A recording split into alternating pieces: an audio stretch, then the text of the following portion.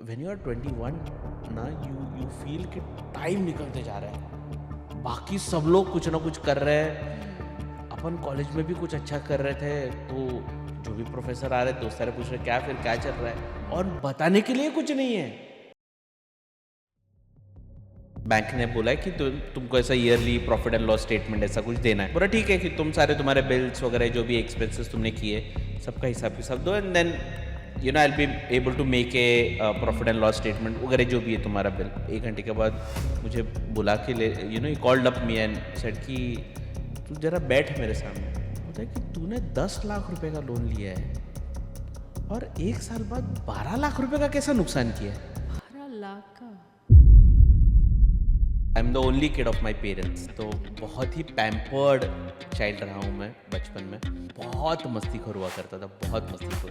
तो स्कूल में तो यूजुअली यही कंप्लेंट हुआ करती थी कि पढ़ाई वढ़ाई ठीक है, इसके मस्ती को सुधारो पहले। मेरी मॉम हमेशा टीचर को ये बोलती थी, हमने दे दिया है, आप मारो आप पीटो।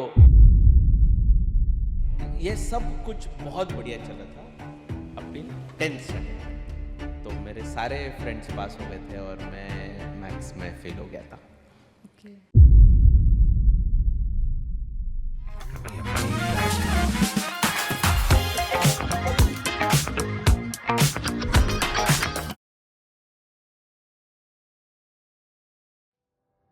नमस्ते दोस्तों, आप सभी का स्वागत है माई मंत्रा ऑफ सक्सेस में। My name is Sheetal Dixit. By profession, I'm a teacher, and by passion, I'm a digital creator and an artist. In today's fast moving India, we often forget our roots. Respect for parents, responsibility towards to society, and creating awareness about education, job, and civil issues. Through this podcast, we are going to bring those conversation back into focus. तो इसके लिए आज का हमारा podcast बहुत ही ज़्यादा special होने वाला है। आज के हमारे गेस्ट हैं सागर रणशूर जी। वो हमें बताएंगे बिजनेस और स्टार्टअप को कैसे करना है, करेंगे डिकोड इन सारे फंडामेंटल्स को। नमस्ते सर, आपका स्वागत है माई मंत्रा ऑफ सक्सेस में। नमस्ते नमस्ते, शुक्रिया मुझे बुलाने के लिए, थैंक यू। सर, बिजनेस के बारे में तो हम लोग बात करेंगे, लेकिन पहले मुझे जानना है कि आपकी स्कूलिंग, आपका चाइल्डहुड कैसा रहा और किस तरह से आपने वहाँ से आपने शुरुआत की।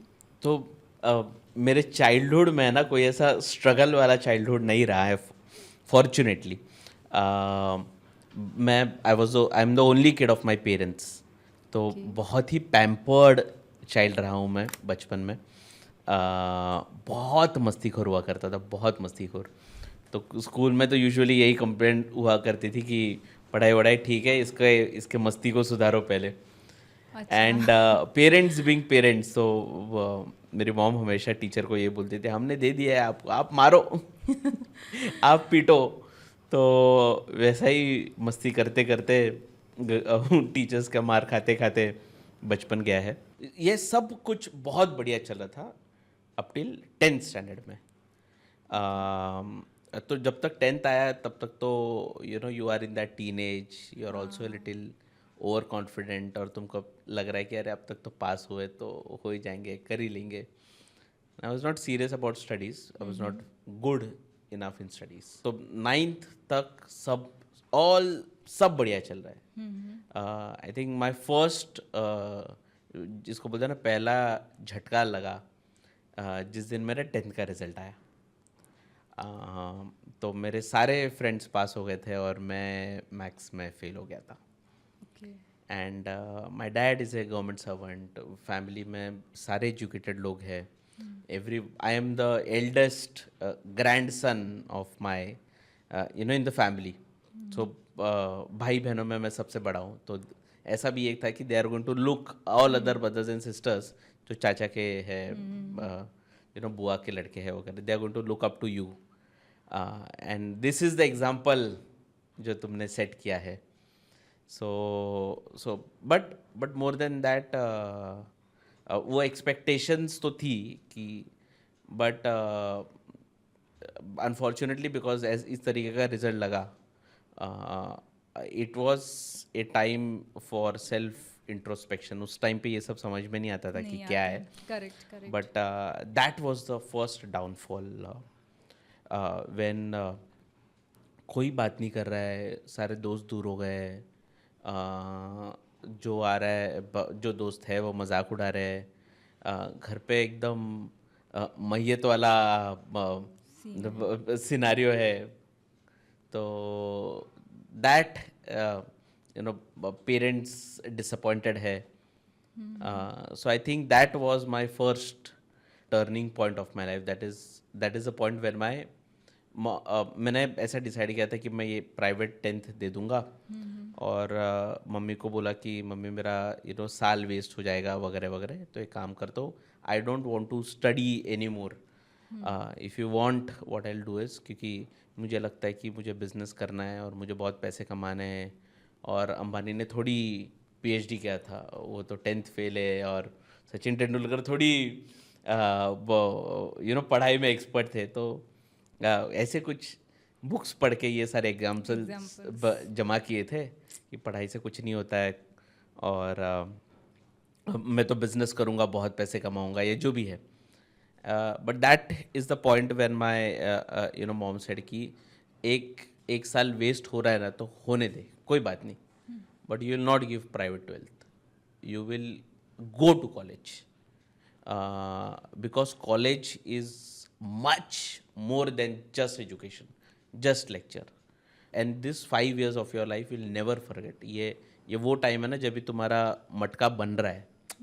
You're still the soil is still has moisture, is wet, and it's going to shape your life. And I think because of my mom standing really strong with me at that time, and she saying me कि होने दो साल waste, but you go to college, and that college entirely changed my life.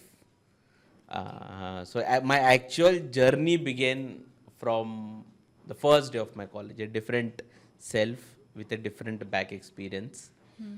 And because I had nothing to lose now, all I wanted in life to achieve. And how was your college days like? College life, I think that was the best 5 years of my life. Best 5 years of my life. अभी भी college के सारे दोस्त touch में, but I think not because of lectures, because I was not good in studies either. एक तो वो डर बैठ गया था कि पढ़ाई वही करनी है, कुछ भी करना पड़े वही करनी है जिसमें मैथ्स नहीं है. तो my selection of studies was not based on मेरे को करियर क्या करना है. My selection of studies was only based on जिधर मैथ्स नहीं है वो बताओ, वो मैं करूँगा. तो पहला जिधर मैथ्स नहीं है वो आया 12th कॉमर्स. 11th 12th आप कॉमर्स करो, उसमें मैथ्स नहीं है, ऑप्शनल है, तुम वो क्या सेक्रेटरियल प्रैक्टिस कर सकते हो, मैथ्स से भाग सकते हो. तो फर्स्ट पैरामीटर वो था. But apart from lectures, I think the biggest opportunity college में जो अलग अलग कॉम्पिटिशन्स हुआ करते थे. So I started becoming a part of theatre, and theatre ने मेरा एक अलग फाउंडेशन बनाया. Theatre gave me all together a different confidence, because you act on stage. People don't know what is your past life. Correct. People are not judging you on what you all you have done. किसी को पता नहीं है तुम 10th fail हो, तुम क्या stage पे कर रहे हो वही पता है. And more than that college में सबसे I think my turning point, so 12th हुआ. 12th के बाद I went into Joshi Bedekar college, which is again in Thane. That is the time, I think it was college just start हुआ था, bachelors of mass media में admission लिया था, again with the same parameter कि maths नहीं है तो mass media करेंगे. हाँ, बाकी सब में मैथ्स है, इसमें मैथ्स नहीं है तो अपन ये करेंगे. सागर जी, आपका जो एक्सपीरियंस रहा ये सच में बहुत ही ज़्यादा इंस्पायरिंग है, और इससे सब लोग रिलेट कर पाएंगे, बिकॉज मैथ्स का जो इशू है ना, ये सच में बहुत बड़ा इशू है, आई गेस. ट्रू. सर, अभी यहाँ तक तो हम समझ पाए कि ये आपका स्टार्ट रहा, और यहाँ तक दूर दूर तक कहीं बिजनेस नहीं दिख रहा है, कुछ जॉब या कुछ स्टडी रिलेटेड कुछ ऐसे आपके माइंड में नहीं है. अब यहाँ से आपने कैसे टेक किया, लाइक यहाँ से आपका बिजनेस, ये जॉब क्या स्टार्ट हुआ एग्जैक्टली? व्हेन यू आर 21 ना, यू फील कि टाइम निकलते जा रहा है, बाकी सब लोग कुछ ना कुछ कर रहे हैं, अपन कॉलेज में भी कुछ अच्छा कर रहे थे, तो जो भी प्रोफेसर आ रहे दोस्त सारे पूछ रहे क्या चल रहा है, और बताने के लिए कुछ नहीं है. तू जर्नलिज्म किया, वो भी नहीं तेरे से जम रहा है, तू पीआर किया वो भी नहीं तेरे से जम रहा है, तू वॉइस एक्टिंग किया वो भी नहीं तू फुल टाइम कर पा रहा है, थिएटर कर रहा है, तू थिएटर में भी तू आर्टिस्ट भी नहीं बन रहा है, तू स्टोरी टेलिंग कर रहा है मगर स्टोरी टेलर का ऐसा कोई करियर नहीं है कि तुम शोज कर रहे हो अपने। तो एंड मेरे को समझ में नहीं आ रहा था कि क्या करूं। फॉर्चुनेटली मैंने लाइफ में जितने गलत डिसीजंस लिए हैं, जितने जो जिस भी प्रकार के डिसीजंस लिए हैं, back then my girlfriend, now my wife, the best thing that happened in my college was I found her. So we knew each other from 11th standard, तो पूरा एजुकेशन हमने साथ में ही किया है. She used to work in a production house. वो production manager हुआ करती थी जी के लिए. सो वो ऑलरेडी जॉब करते ही थे. वो जॉब कर रही है, मैं भी जॉब कर रहा हूँ, मगर उसको तो मजा आ रहा है ना. आपको मेरे को पता, मैं तो एक अलग एक्सपेक्टेशन लेके गया हूँ, वहाँ पे कुछ अलग ही हो रहा है और मैं रोज रात को बैठ के बात कर रहा हूँ, अरे मेरे को मालूम नहीं क्या होने वाला है, मेरे को तो ये नहीं करने का है. फिर ऑफ कोर्स नेक्स्ट सवाल, फिर क्या करना है, तो वो नहीं पता मेरे को क्या करना है. तो ऐसे ही हमारा बात डिस्कस करते करते एक चीज़ जो मेरे लाइफ में हुई ना 9th और 10th में, किसी इंसान ने मुझे नेटवर्क मार्केटिंग की दुनिया से इंट्रोड्यूस करवाया. नेटवर्क मार्केटिंग मतलब क्या, तुम ये मेंबर बनाओ और तुमको चेक मिलेगा, और 3 मेंबर बनाओ, 10 मेंबर बनाओ, 100 मेंबर होंगे, 1000 होंगे और तुमको करोड़पति बन जाओगे. 2 से 2 ज्वाइन करते तो वही रीजन था मेरे 10th फेल होने का, क्योंकि मेरे को तो लग रहा था कि मैं तो करोड़पति बन गया, सिर्फ पैसा ना है, by as a human being तो मैं रईस ही हूँ. तो लोग जुड़ रहे तो आप रईस बन गए ऑलरेडी. तो मुझे तो लग रहा है कि मैं तो ये तो नसीब में मेरे लिखा है मर्सिडीज बेंज आनी. ठीक है, तो ये तरीके का मेरा एजम्पशन था. वो 2 साल में वो कंपनी बंद हो गई जिस कंपनी के दम पे मैंने सपने देखे थे कि मैं करोड़पति बनूंगा. वो कंपनी फ्रॉड निकली. उसी टाइम पे मेरा 10th का रिजल्ट आया, तो जो कंपनी करोड़पति बनाने वाली थी वो भी नहीं, 10th भी नहीं. तो ये पूरा एक पूरा सिचुएशन बन गया था. But I think what network marketing से एक ही चीज़ मेरे लाइफ में अच्छी हुई है कि वो ना तुमको बहुत बड़ा सोचने लगाते. वो तुमको औकात से बाहर का सपना दिखाते. एक बार तुमने बड़ा सोचना चालू कर दिया ना, उसके बाद तुम छोटा सोच ही नहीं सकते. तो अगर मैं इलेक्ट्रिशियन कंपटीशन भी कर रहा हूं ना, तो मुझे दिख रहा है कि इंडिया का बेस्ट मोटिवेशनल स्पीकर बनने वाला हूं मैं जर्नलिज्म कर रहा हूं, मेरे को दिख रहा है कि मैं टाइम्स ऑफ इंडिया का चीफ बन रहा हूं. मैं पीआर एजेंसी कर रहा हूं तो मेरे को दिख रहा है कि सारे बड़े सेलिब्रिटीज का मैं पीआर बनूंगा. This is how the thinking, क्योंकि यू ऑलवेज थिंक कि इसका बेस्ट वर्जन क्या हो सकता है, बेस्ट केस सिनेरियो. मगर I am not enjoying what I'm doing, मेरे को करना नहीं है. Just because of that you are not enjoying or you are influenced by them, like I was एक तो बड़ा सोच ही रहा था, मगर वो इन रियलिटी नहीं होते वो दिख रहा है ना. फिर कैसे, अगर तुमको अमीर बनना है, बड़ा बनना है, जो भी है तुम्हारे डेफिनेशन जो भी सक्सेस का है, तुमको सक्सेसफुल बनना है तो क्या करना पड़ेगा, इसका जवाब नहीं है मेरे पास. तो मैं वही मेरी वाइफ के साथ बैक देन माई गर्लफ्रेंड उसके साथ डिस्कस कर रहा था कि समझ में नहीं आ रहा है क्या करना है क्या करना है. देख तेरे को उसने सीधा बताया, do you think you will be able to achieve what all you want doing job, ये जॉब. तो मैंने बोला नहीं. तो क्या करेगा, तो you think you will be able to achieve. तो मुझे लगता है बिजनेस करना चाहिए अपन ने. वो एक तो नेटवर्क मार्केटिंग वाला भी इन्फ्लुएंस था कि बिजनेस करो. नौकरी तो नौकर करते हैं, बिजनेस करोगे तो बड़े बनोगे. तो और दूसरी चीज़, मेरे को तो I did business because I had no other option. मेरे को क्या करूँ समझ में नहीं आ रहा था. because job also you have tried or मैं 1 साल किया जॉब, नहीं मज़ा आ रहा है. ये एटलीस्ट इतना पता है, तो ये नहीं करना है मुझे, ये नहीं करना है. क्या करना है पता नहीं है. अंडरस्टैंड. हाँ, मुझे जॉब करना ही नहीं ये है. वेरी 22 साल की उम्र में ये पता चल गया था कि ऐसा नहीं है कि जॉब नहीं करना है, ये पीआर नहीं करना है, ये जर्नलिज्म नहीं करना है. ये और क्या करना है ये पता नहीं है. बाकी सब लोग कहीं ना कहीं काम पे लग रहे हैं. सब लोग वीकेंड को मिल रहे हैं, सब लोग पार्टी कर रहे हैं, पार्टी को मैं भी जा रहा हूँ, वो सारा बता रहा है हमारे ऑफिस में ये हो रहा है, हमारे प्रोडक्शन हाउस में ये हो रहा है। आई am not enjoying what I am doing. तो मुझे लगा कि एक काम करते हैं, लेट अस डू बिजनेस। शायद बिजनेस करूंगा तो आनंद आएगा, शायद बिजनेस करूंगा तो एटलीस्ट वेल्दी बन जाऊंगा, रिच बन जाऊंगा। अब अगेन एजम्पशन था ये, ठीक है, ये तो मुझे लग रहा था कि क्योंकि अपने को तो लग रहा है ना कि बिजनेस करूंगा तो क्या हो जाएगा, अंबानी बन जाऊंगा और क्या। हाँ, वो तो थॉट ही वैसा है ना माइंड में कि बिजनेस करूंगा तो बड़ा ही बनना है अपने को। तो और मेरे साथ मेरी पागल वाइफ, हाँ ठीक है, पूरा कॉन्फिडेंस है, तू कर, बिजनेस भी कर, हाँ करने का करो। बोला नहीं आखिर से नहीं होगा, तू भी जुट जा। उसको भी नौकरी से निकलवाया, उसको भी बोला चल अपन दोनों मिलकर बिजनेस करेंगे, कैसा अच्छा नहीं लगेगा, मैं मर्सिडीज से घूमूंगा, तू वैगनर लेके घूमेगी। तो वो भी बोले ठीक है चलो। Then we started, I think when I was 22 we started first restaurant Thane में, एक छोटा सा डायरेक्ट रेस्टोरेंट। क्यों? क्योंकि वर्षा को खाना बनाना पसंद है।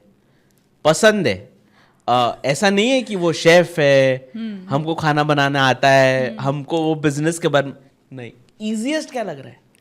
ईजीएस्ट तो यही लग रहा है ना कि एक वड़ा पाव वाला है, 15 रुपये में वड़ा पाव बेचता है, मेकिंग चार्जेस 6 रुपये, दिन में 1000 वड़ा पाव बेचेगा तो इतने पैसे होंगे, इतना इसको मल्टीप्लाई बाय 30 करो, इसको मल्टीप्लाई बाय 12 करो।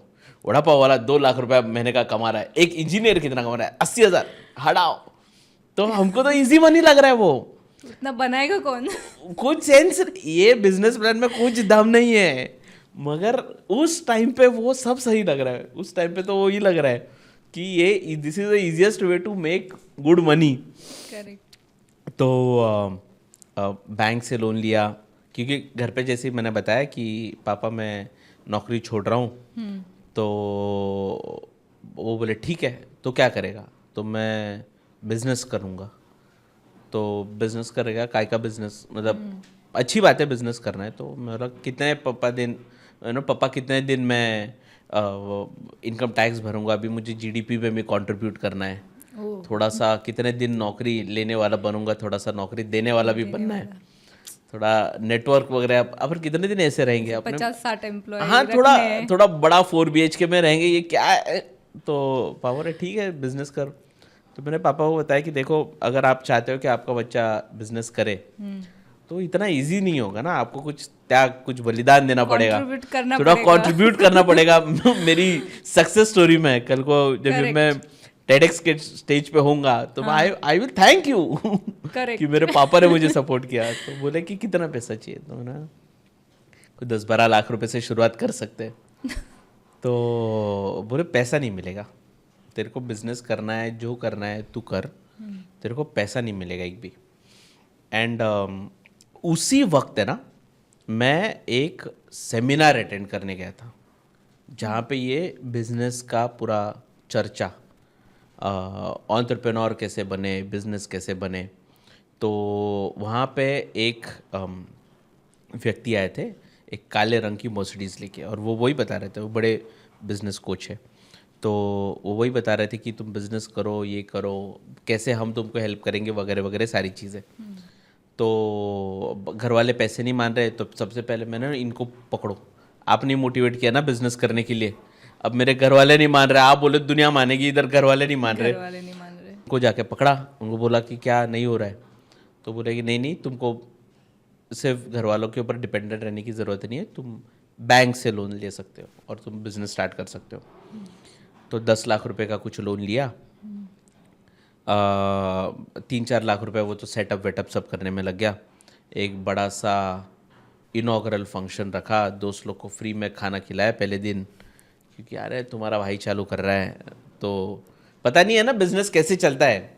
तो बड़ा सा ग्रैंड इवेंट किया। वर्षा के पहचान के कुछ, मेरी गर्लफ्रेंड के पहचान के कुछ ये थे सेलिब्रिटीज थे, she was into production house. तो सेलिब्रिटीज से कुछ बाइट्स वाइट्स लिए, पैसा स्पेंड कर रहे हैं, और हमको लग रहा है बन गया, अभी तो गले पे बैठना पैसा ही आना चालू हो जाएगा। 1 साल कैसे हमने उसको चलाया, ठीक है।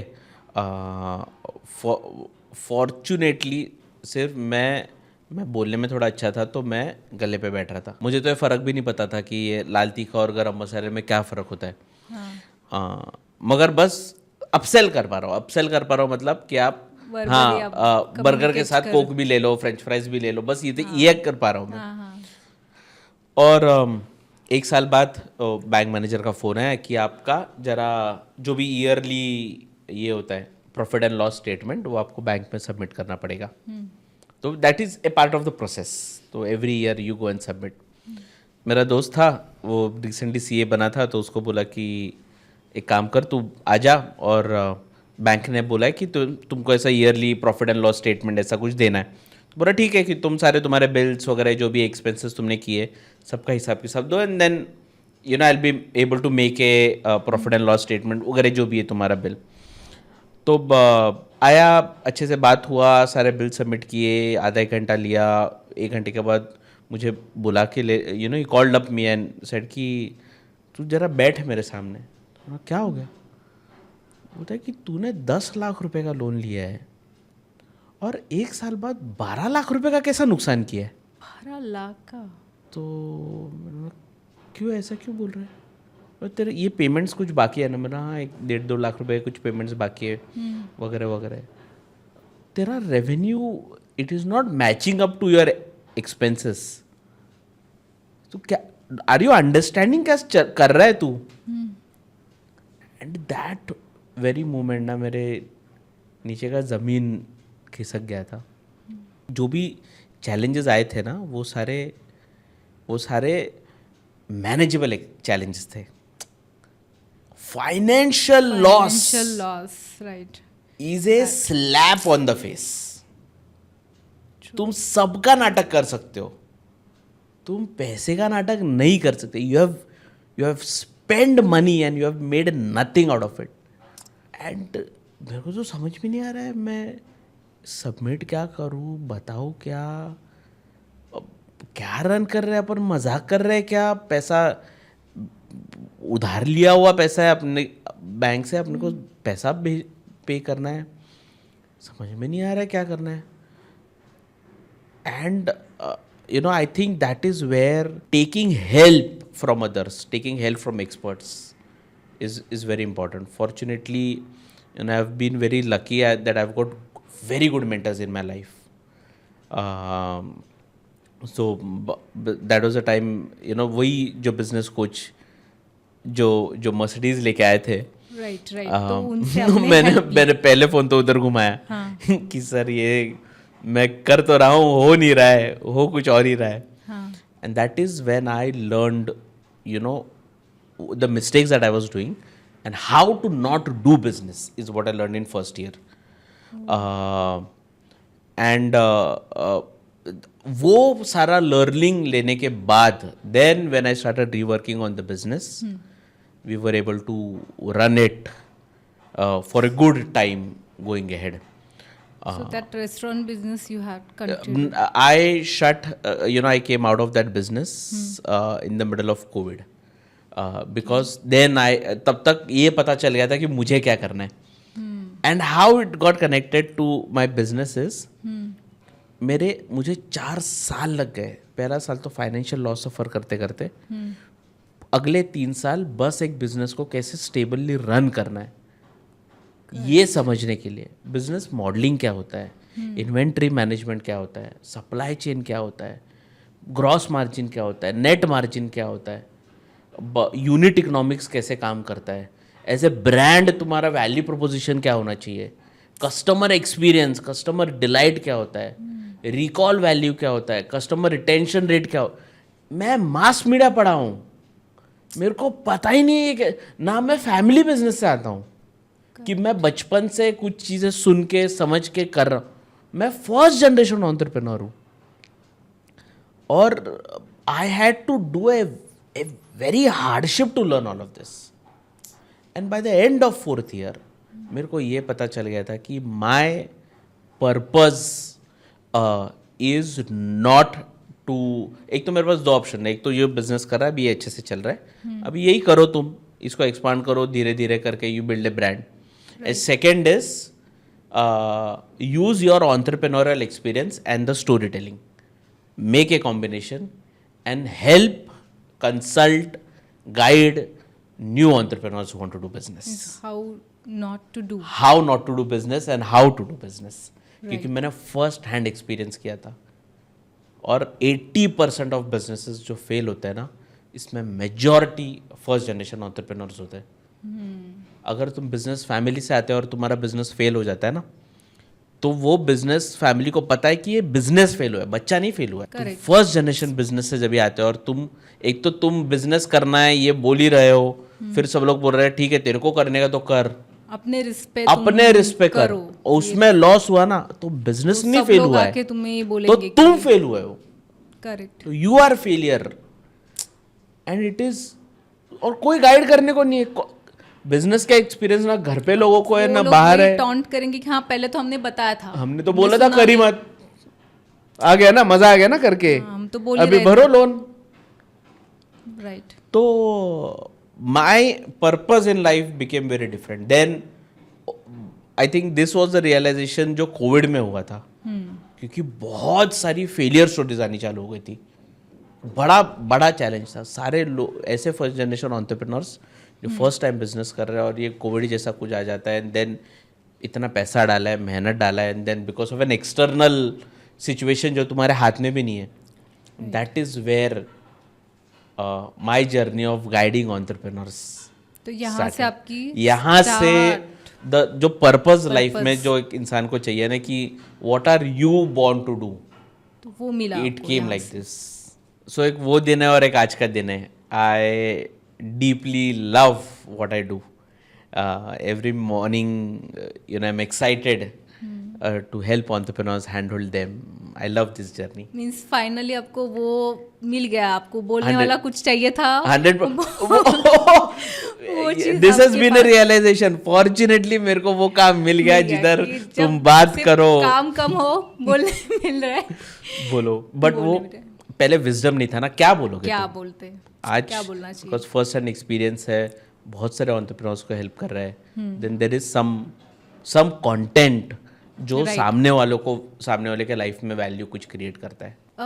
तो सागर जी मुझे ये बताइए कि बेसिक फंडामेंटल्स बिजनेस के क्या होते हैं. फंडामेंटल्स एज इन जो हम लोग बोलते हैं ना कि ये कुछ ऐसे कोर स्टेप्स है, स्टेप बाय स्टेप अगर आप बिजनेस कर रहे हो तो ये 3-4 स्टेप्स है जो हमें करनी ही चाहिए फॉलो. ठीक है. सबसे पहली चीज़ जो मैंने it took me some time to learn. I think the biggest learning, business से प्यार मत करो. लोग ऑब्सेस्ड हो जाते हैं. मैंने कितने सारे फाउंडर्स ऐसे देखे, लोग प्यार में पड़ जाते हैं बिजनेस के, जो बिजनेस कर रहे हैं ना. और क्या होता है ना कि falling in love with your business is identical. वो जब फर्स्ट टाइम प्यार में गिरते हो ना, फर्स्ट टाइम, तो कैसे आपकी दुनिया बदल जाती है. तुमको सब रोमांटिक लग रहा है, तुमको सब मज़ा ही लग रहा है, तुमको लग रहा है कि जैसे उधर है कि मेरी वाली अलग है, और वो दूसरों के जैसे नहीं है. हाँ, वैसा ही तुमको लग रहा है कि मेरा जो बिजनेस आइडिया है सबसे यूनिक है, सबसे बेस्ट है. तुम्हारा दोस्त तुमको बता रहा होता है भाई मत जाओ उसके रास्ते में, खड्डे में गिरेगा. तुम नहीं सुनते हो. यहाँ पे भी सेम है. Because once you are in love ना, एक तो तुम क्रिटिसिज्म नहीं सहन कर. You can not. Once you are in love with someone ना, उसका बुराई नहीं तुम सुन सकते हो. Correct. Similarly once you are in love with your business ना, फिर तुम क्रिटिसिज्म नहीं सुन, फिर तुम डिफेंसिव हो जाओगे. कोई भी कुछ भी फीडबैक देगा ना, तो you will not take that feedback. Positively आप नहीं लोगे. बोला ही कैसे तुमने ऐसे तुमको नहीं समझ में आ रहा है. मेरे को पता है ना कि. तो it is exactly like that. Don't fall in love with your business. और दूसरा चीज़ क्या है कि कभी कभी क्या होता है ना कि जैसे when you know that the relationship is over, but you are still dragging it because you are in love. Similarly in business also, in 9, 10, 12 months, 15 months, 18 months, तुमको अंदाज आ जाता है कि is this business meant for you और not meant for you, number 1. And are you doing business in the right way और wrong वे. ये तुमको अंदाज आ जाता है कि तुमसे हो रहा है कि नहीं, और ये is this a good enough business to do और नॉट टू डू। हर बार फाउंडर का ही गलती नहीं है, कभी मार्केट में डिमांड ही नहीं है, कोई और चैलेंज भी हो सकता है। तो उतना वाइसली अंडरस्टैंड कैसे करेगा कोई कि मैं कर रही हूँ, मैं तो अपना 100% दे रही हूँ बिजनेस के लिए और फिर उसमें से आउटपुट नहीं आ रहा है। लेकिन ऐसे बोला भी जाता है कि आपको बिजनेस 3 साल तक करना है, 3 साल के बाद वो आपको संभालता है, काइंड ऑफ ऐसे भी मैंने सुना है। आपको मेहनत तो करनी है, हाँ। ठीक है, वो तो सारी चीजें बराबर ही है कि आप कम से कम 1000 दिन दो बिजनेस के लिए, मगर अंधे घोड़े के जैसे 1000 दिन मत दो। हम्म तुमको आंखें खुली रख के बिजनेस करना है। हम्म तुम्हारा लर्निंग 1000 डे पे नहीं आएगा, तुम्हारा लर्निंग 90th डे से आना चालू हो जाएगा। ओके 90th डे पे तुमको पता चल जाएगा क्या सही हो रहा है, क्या गलत हो रहा है, क्या सही हो रहा है, क्या गलत हो रहा है। जो सही हो रहा है उसको और इंक्रीज करो, इम्प्रूव करो, जो गलत हो रहा है। मगर ये तभी आंखें खुली करके देख पाओगे जब भी वो एटीट्यूड है of taking feedback about your business. Right. And I think this is why having a very good mentor for your business, especially if you are a first generation entrepreneur, having a very good mentor is very very important. Someone who has been there, done that, करके देखा है, पता है, और जो तुमको feedback दे सकेगा, honest unfiltered feedback. मुझे ये बताइए कि जैसे हम लोग ने देखा है कि पहले हमारे पेरेंट्स वगैरह या जो है उनका माइंडसेट था कि अगर आपको बिजनेस सीखना है तो किसी बिजनेसमैन के साथ में रह के आपको काम करना है, तो उसके अंडर आप जॉब करोगे तो आप कुछ लर्न कर पाओगे। ऐसा कुछ होता है, लाइक ऐसे से भी मतलब बिजनेस सीखा जाएगा? कोई भी इंसान तुमको बैठ के सिखा तो नहीं रहा है। ये अगर तुमको this is all stories of the past, okay ठीक है, किसी के पास टाइम नहीं है तुमको बैठ के सिखाने का। राइट फॉर्चुनेटली आपको अगर कुछ भी सीखना है, फॉरगेट अबाउट बिजनेस, तो इट इज 100% रिकमेंडेड कि जो इंसान ने वो किया है ना, उसके साथ रहो, उसके साथ टाइम स्पेंड करो, उसको पूछो। मगर आधी चीजें तुमको बस देख के सीखनी है। वो होता है ना कि मराठी में बोलतात ना कि संस्कार केले नाही जात, संस्कार होतात। होताच, correct. Similarly you have to observe things. मैंने when I wanted to get into this field of hand holding and helping entrepreneurs, I did not knew कि हाउ टू डू इट। मेरा इंटेंशन बहुत क्लियर था कि मुझे ये करना है, मगर कैसे करना है, that is where Vineet sir played a very big important role. जो मेंटर जिन्होंने मुझे भी हेल्प किया, आई स्टार्टेड असिस्टिंग हिम कि आप, मेरे को कुछ पैसा नहीं चाहिए, कुछ नहीं चाहिए, आप जिधर जाओगे मेरे को साथ में लेके जाओ। That process can work 100%, but no one is sitting with you and teaching you. You have to तुम देख देख के सीखो, और जैसे भी है आपको। Fortunately in today's time when we talk about learning, it is not limited to human being. तुम यूट्यूब वीडियोस देख के सीखो, तुम व्लॉग्स देख के सीखो, तुम आर्टिकल्स पढ़ के सीखो, तुम AI से बात करके सीखो। There are 100 ways. Learning from a person is just one source. History का प्रूवन सोर्स है कि दिस वर्क्स। बट ये ही चीज़ अभी अगर तुम बोलोगे कि मेरे पास मुझे फॉर एग्जांपल क्या एक IT कंपनी बनानी है, मुझे एक ऐसे इंसान के साथ रहना है जिसने 40 साल तक IT कंपनी संभाली है, मेरे नेटवर्क में ऐसा कोई नहीं है, तो कैसे 20 साल के आदमी को लड़की को कौन टाइम देगा, कोई क्यों अपने साथ रखेगा। सो एक तो that is where incubators, people like us come into picture. मगर now the learning is not limited to human. मुझे ये बताइए कि जहाँ पे हमें लगता है कि अभी ऑनलाइन है बिजनेस, जैसे अभी बहुत जगह पे हम लोग देखते हैं कि ऑनलाइन चीज़ें आपके लिए बहुत इजी है, तो ये ऑनलाइन जो बिजनेस करना है वो आपके लिए ज़्यादा इजी है ट्रेडिशनल बिजनेस से, या कैसे, मतलब कौन सा इजी जाएगा ज़्यादा? देखो, बिजनेस में ना कभी भी इजी और डिफिकल्ट वाला कोई बात ही नहीं है इसमें। इतना ही इजी ऑनलाइन है, इतना ही इजी ऑफलाइन है, या उतना ही डिफिकल्ट ऑफलाइन है, उतना ही डिफिकल्ट ये इजी ऑफलाइन है। नहीं, मतलब मीडिया के थ्रू या फिर सोशल मीडिया के थ्रू अगर आप इन्फ्लुएंस कर रहे हो लोगों को, अपनी मार्केटिंग कर रहे हो, तो वो ज़्यादा इजी हो गया आजकल, या कैसे? एक्सेस है चीज़ों का, मगर इजी डिफिकल्ट वाली बात नहीं है। बिजनेस में ऑनलाइन के अलग चैलेंजेस है, ऑफलाइन के अलग चैलेंजेस है। ऑफलाइन जाना है तुमको तो तुमको इंफ्रास्ट्रक्चर सेटअप करना है, ऑनलाइन आना है तुमको customer acquisition cost branding marketing के लिए बहुत पैसा खर्चा करना है। तो दोनों के अलग चैलेंजेस है। बिजनेस हमेशा डिमांड और सप्लाई पे चलता है।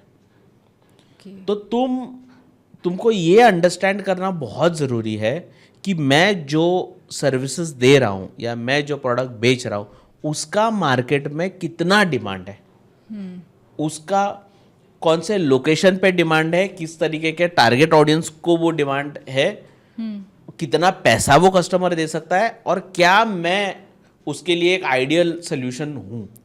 Correct. This is what is important.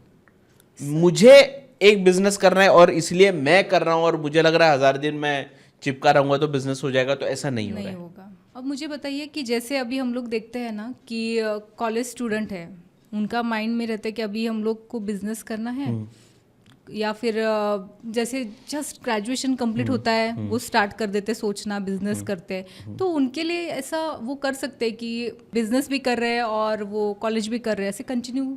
Yes, कर सकते हैं। एग्जांपल्स है। टुडे मैं तो एक इंक्यूबेशन सेंटर के साथ काम करता हूँ। हाँ। हमारा इंक्यूबेशन सेंटर ही एकेडमिक प्रीमाइसेस में। पहले 7 साल 8 साल पहले जब भी मैंने बिजनेस चालू किया, नथिंग लाइक दिस एग्जिस्टेड। आज हर बड़े कॉलेज में इंक्यूबेशन सेंटर है। आईआईटी बॉम्बे में है, ये मुंबई के एग्जांपल्स में दे रहा हूँ।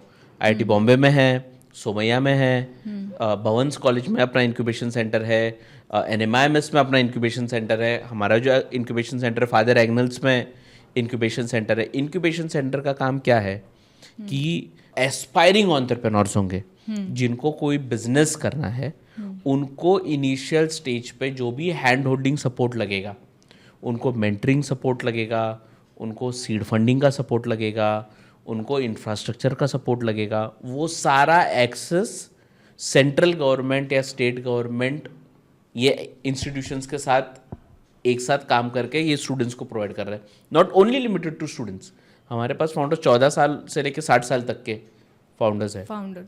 मगर इसके पहले लास्ट जनरेशन के पास वो एडवांटेज नहीं था।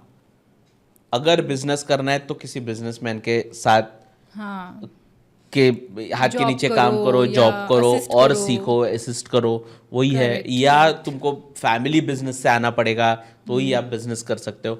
This is not the case with the current generation. Access centralised access है, गवर्नमेंट वो सारा इंफ्रास्ट्रक्चर प्रोवाइड कर रही है। मुझे ये बताइए कि जैसे बिजनेस करना है या स्टार्टअप करना है तो वहाँ पे हमें ऐसा कोई सीक्रेट ऐसी हैबिट या कोई ऐसी हैबिट है जिसको हम लोग को फॉलो करके आप कंटिन्यू अपना बिजनेस कर सकते हो, ऐसा कुछ है? तो जैसे मैंने पहले भी बताया ना कि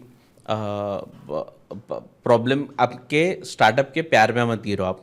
हाँ। बिजनेस के प्यार में मत गिरो। करेक्ट। तो लोग बोलते हैं ये नहीं करे तो फिर करे क्या। तो ideally there is something that comes before idea, that is problem. कि what is the problem that you are trying to solve. जितना वेल रिसर्च्ड प्रॉब्लम होगा ना उतना ही उस बिजनेस के सक्सेसफुल होने के चांसेस ज़्यादा है। लाइक एग्जाम्पल, फॉर एग्जाम्पल अगर आप कोई भी बिजनेस कर रहे हो तो हम बहुत बार एज्यूम करते हैं कि मार्केट में इसका डिमांड है। तो मैं क्योंकि अभी सोशल मीडिया एजेंसी, अरे सब जगह सब लोग सोशल मीडिया एजेंसी खोल रहे हैं तो हम भी खोलेंगे, ठीक है, मार्केट में बहुत डिमांड है। ये एजम्पशन है। जो प्रॉब्लम स्टेटमेंट कैसे डिसाइड होता है कि जब भी आप कस्टमर से जाके, आपका एजम्पशन है कि एक्चुअल प्रॉब्लम है, ये जाके पूछो। और बहुत बार क्या होता है कि जब भी मैं बोलता हूँ ना कि नहीं, before starting a business go and talk to your customers, understand what is the demand in the market. Feedback लेना जरूरी है, पहले उनको पूछना जरूरी है कि ऐसा तुमको कुछ चाहिए क्या। तो ये फाउंडर्स क्या करते हैं या जिनको बिजनेस करना होता है, हाँ, वो सवाल ही इस तरीके के पूछते हैं जिसके जवाब उनके फेवर में है। मतलब आपको हमारा प्रोडक्ट अच्छा लग गया, हाँ, तो वो आपको ऐसे तो ऐसे जेनरिक क्वेश्चंस पूछते हैं कि जिससे जेनरिक आंसर आएंगे और फिर बताते हैं देखो मार्केट में डिमांड है। Right. That is not the right way to ask open ended questions. Close ended yes no question नहीं पूछना है। कि फॉर एग्जांपल अगर मुझे सोशल मीडिया एजेंसी खोलनी है और अगर आप मेरे क्लाइंट बन सकते हो और मैं आपके पास आया, तो अभी आप कितना स्पेंड करते हो सोशल मीडिया पे, आपके करंट कोई एजेंसी है क्या, आप कितने महीनों से ये कर रहे हो, आपको क्या रिजल्ट आ रहा है, आपको क्या लग रहा है वर्क कर रहा है, क्या लग रहा है नहीं वर्क कर रहा है, अभी आपको करंटली कुछ चैलेंज आ रहा है क्या, किस तरीका का चैलेंज आ रहा है आपके छोटे प्रमोशंस में। छोटे जो नीश है या ये छोटे छोटे जो पॉइंट्स है व्हाट इज उनको सिचुएशन, व्हाट इज सिचुएशन, आपके क्लाइंट की अभी रिक्वायरमेंट क्या क्या है, है, राइट।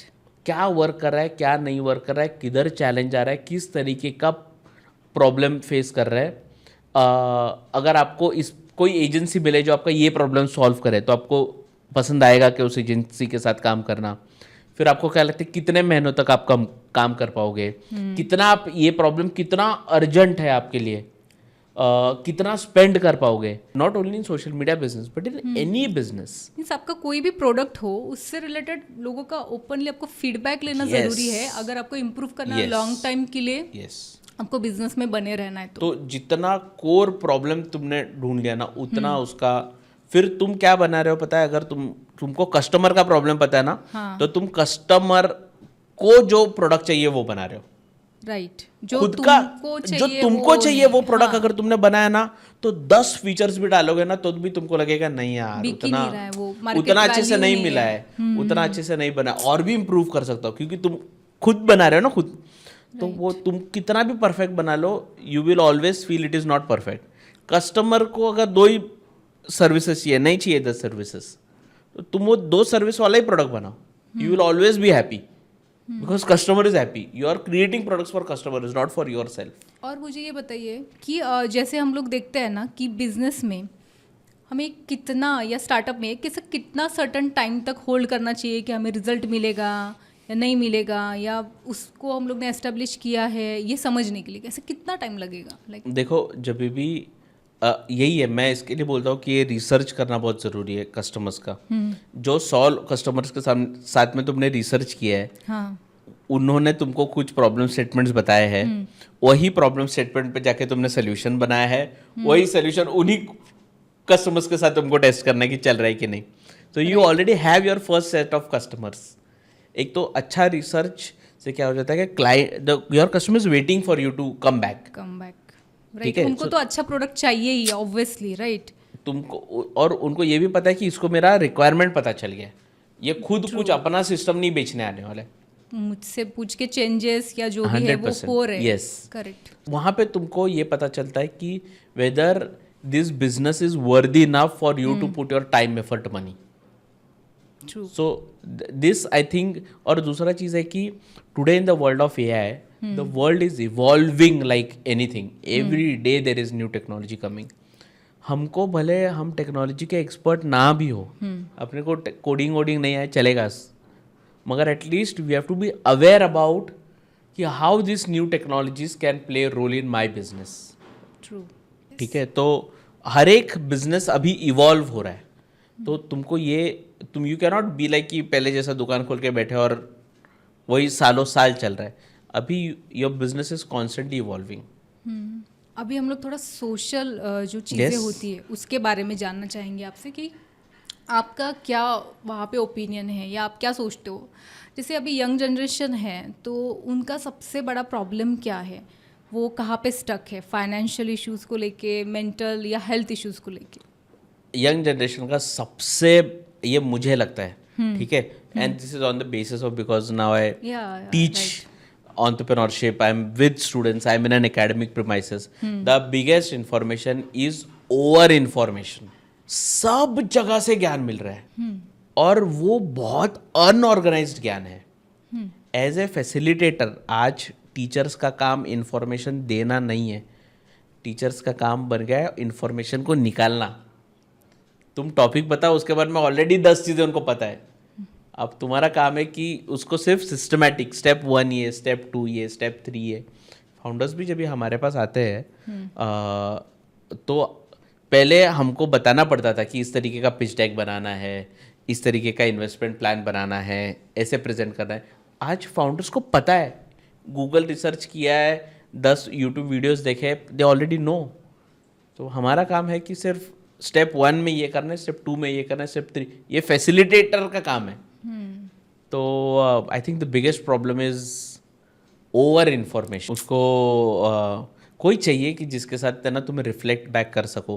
कोई, इसलिए मैं टीचर नहीं बोलता हूँ, मैं मेंटर बोलता हूँ। कोई मेंटर चाहिए कि जो तुमको थोड़ा सा एक्चुअल लाइफ के बारे कैसा में, है हाँ, रियलिटी और रील ओवर इन्फॉर्मेशन कैसा निकाल सकते हैं, निकाल यस सकते हैं। यस। वैसे मुझे ये बताइए कि जैसे हम लोग देखते हैं आजकल सोशल मीडिया बहुत ज़्यादा ट्रेंडी है, सब लोग मैक्सिमम तरह से यूज़ कर रहे हैं उसको। तो इसने सोशल मीडिया ने या इन्फॉर्मेशंस ने या एआई ने लोगों को एम्पावर्ड किया है या उनको डिस्ट्रैक्ट किया है, क्या लगता है आपको? देखो, हर कोई भी नया चीज़ आता है ना, कोई भी नया चीज़, it takes time to understand कि इसका रिजल्ट क्या होने वाला है, ठीक है। It is a two edged sword, people are making money also from it, people are getting, आज फेम मिलना इतना ईजी हो गया है, you know, you become a influencer, all of that. मतलब पहले प्लेटफॉर्म ही नहीं हुआ करता था।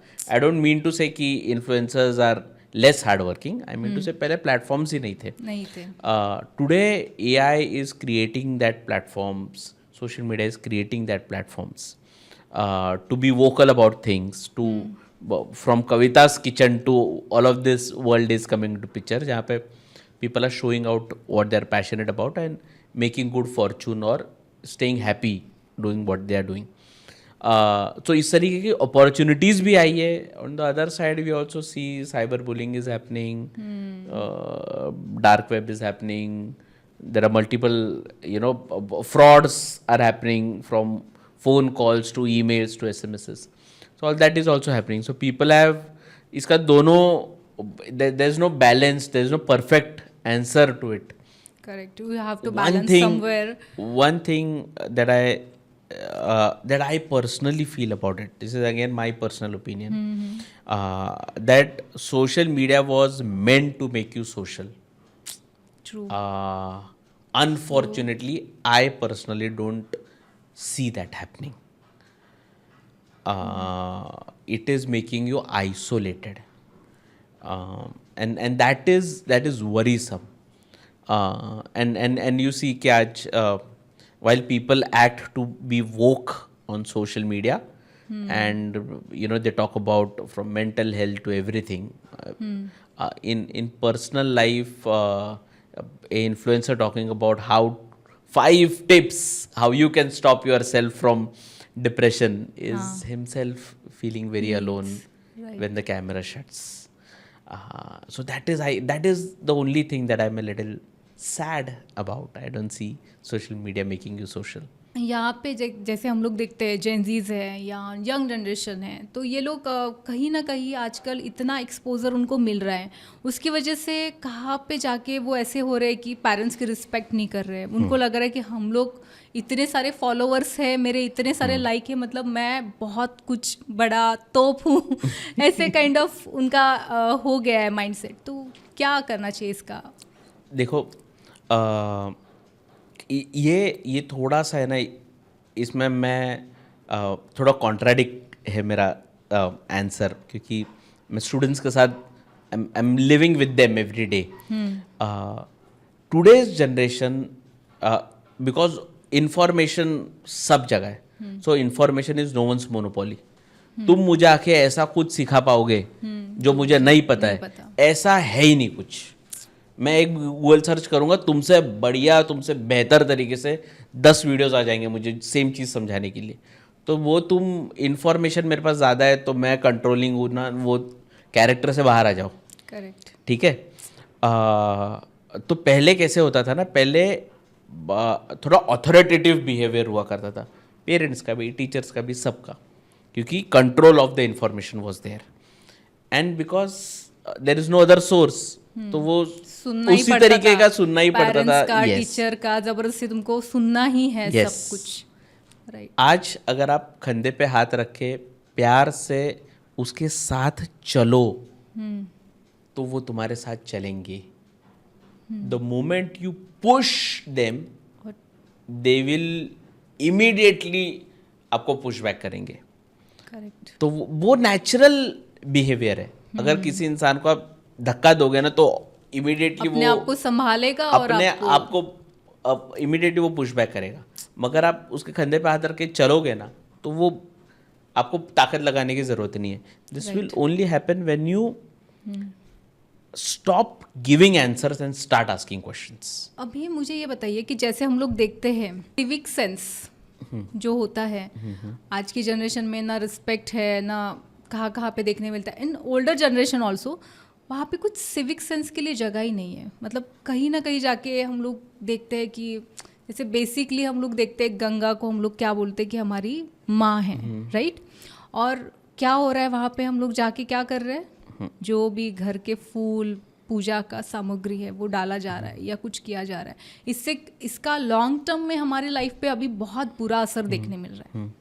तो ये जो है कहाँ ना कहाँ अगर हम लोग लोगों को अवेयर कराएं या बताएं, तो अभी धीरे धीरे तो कुछ कुछ लोग इसके बारे में बोलना उन्होंने स्टार्ट कर दिया है, लेकिन हमारे माध्यम से हम लोग इसमें कर क्या सकते हैं इनिशिएटिव हमारे लेके? माध्यम से हम सिर्फ सिविक्स को 60 मार्क्स और हिस्ट्री को 40 मार्क्स कर सकते हैं जो उल्टा है, क्योंकि civic sense will come when you understand how as a citizen I have to behave. Unfortunately, the new generation has not seen how a good citizen is. Good citizen, I don't mean to say good human being. एक that is a इंसान different- बहुत both- अच्छा आदमी हो सकता है, बहुत अच्छा पर्सन हो सकता है, does not mean he is a good citizen. Correct. So this generation has not seen the last generation were good citizens. अभी इसके वजह से दो चीज़ें हुई है. एक तो कुछ बच्चे ऐसे जो बोलते हैं हाँ ठीक है वही वैसे, तो हमसे क्या एक्सपेक्ट कर रहे हो आप, हम भी वैसे ही रहेंगे. एग्जैक्टली. और कुछ लोग ऐसे भी है जो बोलते हैं कि इसके जैसा तो नहीं होना है. मेरे दादाजी बहुत अच्छा आदमी है, सिटीजन बहुत बुरे हैं. हो सकता है. They learn they. तो देन देर आर वेज ना भी that people don't behave. So I have seen so many students, so many youngsters नहीं फेंकते रास्ते पे कचरा, बैग में डालते हैं. ठीक है, किसी ने फेंका तो बोलता है अरे मत फेंको. मत फेंको. तो I have seen that also change happening. Correct. But over a period of time, I think that is going to increase because last जो generation थी ना, they were working for standard of living. हमारे parents वाला generation, parents उनका entire life का गोल था standard of living बढ़ाना है, स्टैंडर्ड ऑफ लिविंग बढ़ाना है. ये जो जनरेशन है ना, इनका क्वालिटी ऑफ लिविंग पे बहुत ज़्यादा ध्यान है. They are not living for standard of living.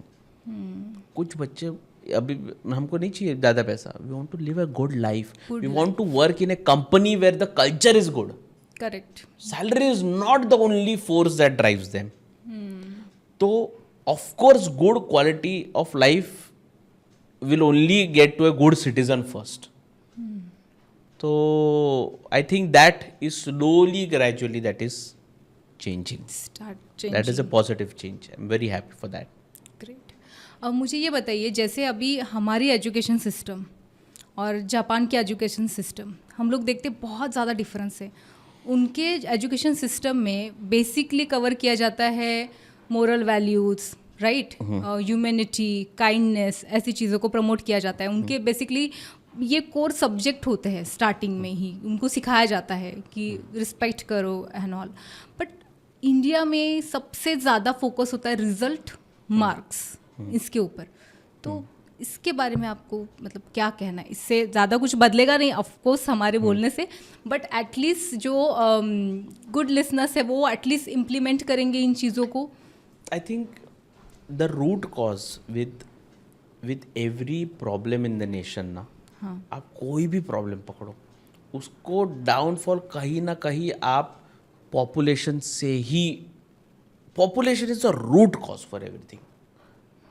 इतनी जनता है अभी, सबको अगर चाहे भी तो भी सबको हेल्प नहीं कर सकते, चाहे भी तो भी सबको अपॉर्चुनिटीज़ नहीं दे सकते, चाहे भी तो भी सबको एजुकेट नहीं कर सकते, चाहे, क्योंकि when you compare it with Nations like Japan and Germany and US and, तो आपको है ना वो इनइक्वालिटी का इंडेक्स उतना एक्सट्रीम नहीं है. इंडिया में वो पैरामीटर ही, क्योंकि 150 करोड़ लोग हैं. कुछ लोग ऐसे, बीच में मैं कोई रिसर्च पेपर पढ़ा था, 30% 40% of the nation is under poverty line and 1% of the country has 60% of the wealth in the country, वो the inequality between the population is so high.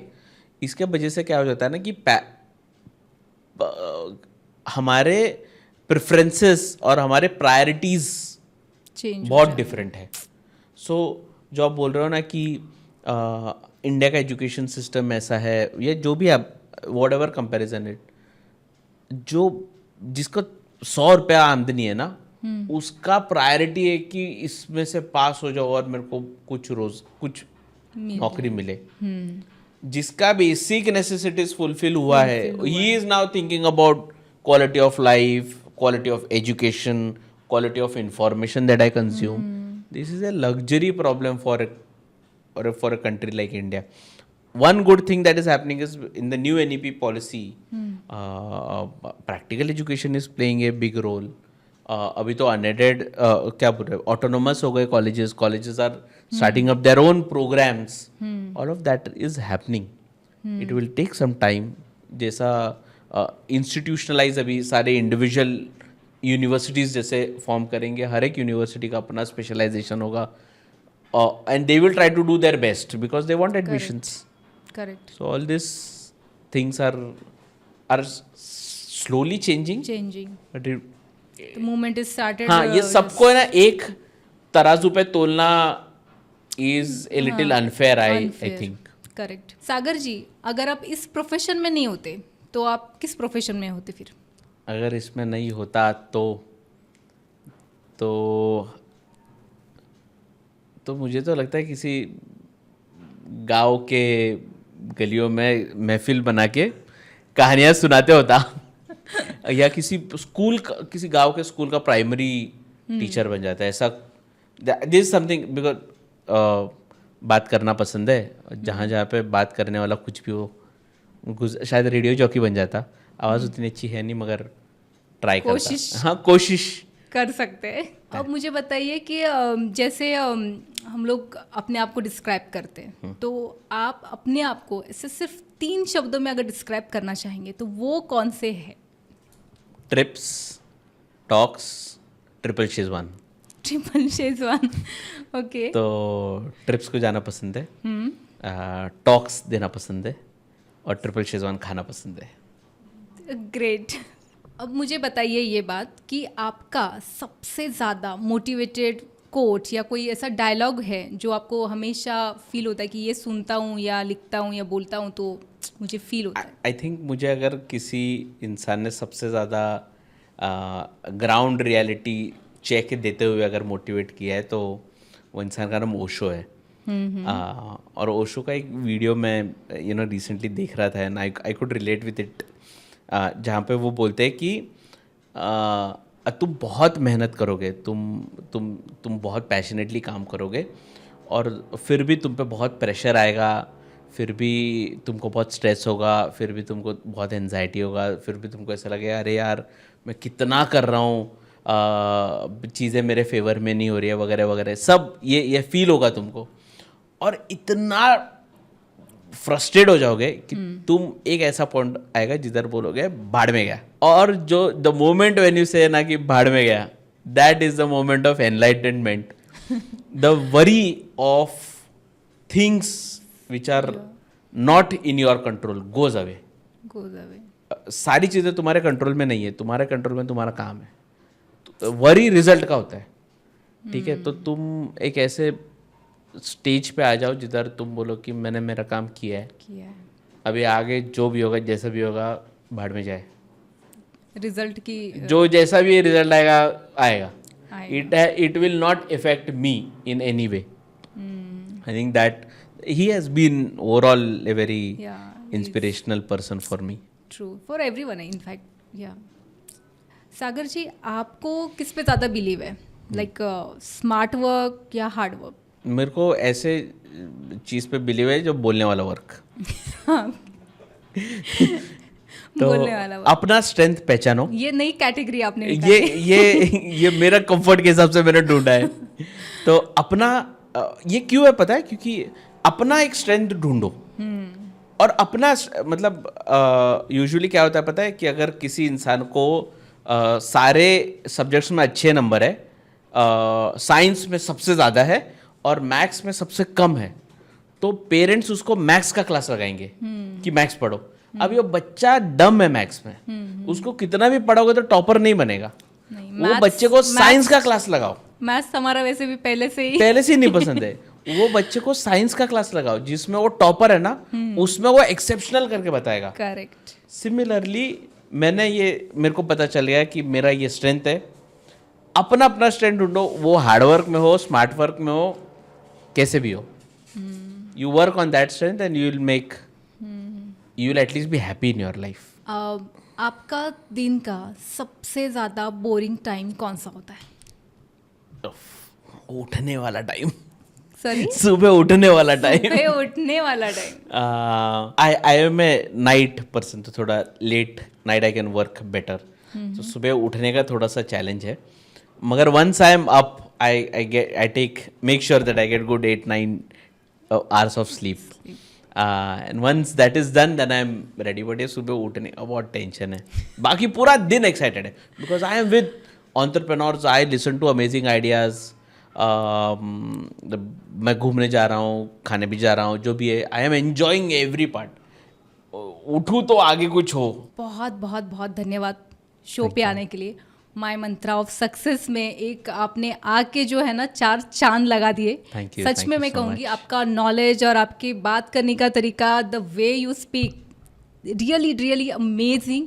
और आपकी तरफ से जो नॉलेज मिला है, मैं ये बोलना चाहूँगी कि यंगस्टर्स को भी ज़रूर जो है वो बहुत ज़्यादा इंस्पिरेशन मिली होगी आपकी बातों से। Thank you.